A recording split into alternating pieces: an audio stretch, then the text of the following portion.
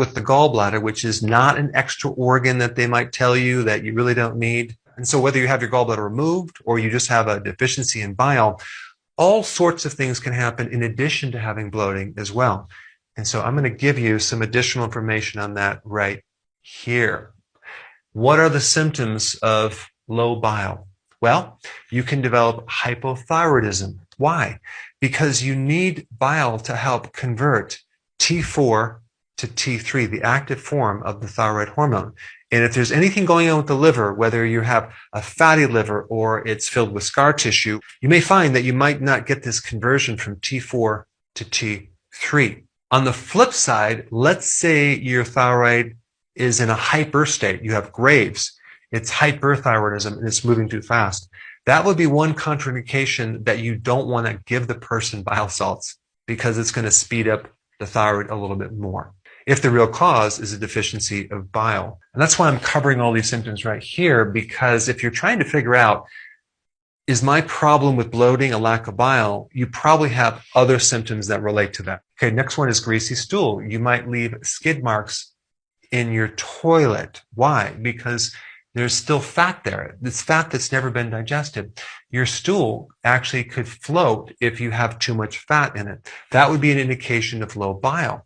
And a couple others that's not on the list. Number one, the stool color is pale or even gray. That could be a severe bile deficiency.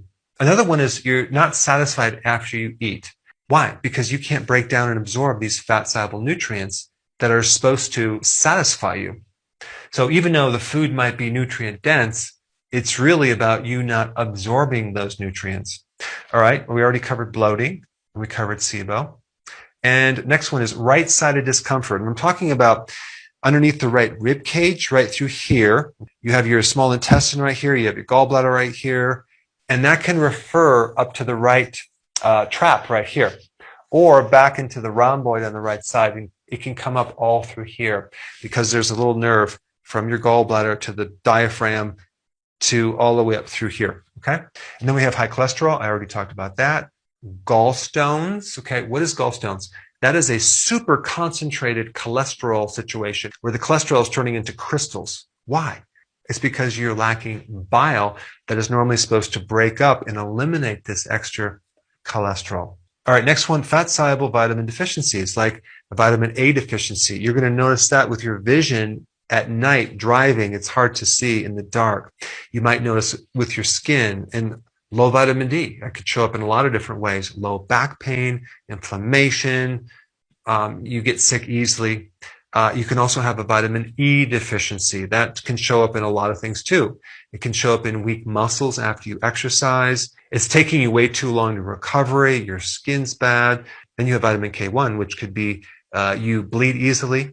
Now, if it's vitamin K2, you might get calcium buildup on your teeth, is tartar, or in the joints. And the last symptom would be omega-3 fatty acid deficiency. So, people take cod liver oil, fish oil to get this omega-3. And it's not just important for your heart health, it's good for your cognitive function and mood, and it's an anti-inflammatory. So even though you're taking it on a regular basis, the problem could be you're just not absorbing it because you don't have enough bile. All right, let's talk about the causes of a bile deficiency situation. Well, having your gallbladder out is the obvious one because now we have no way of storing that bile between meals.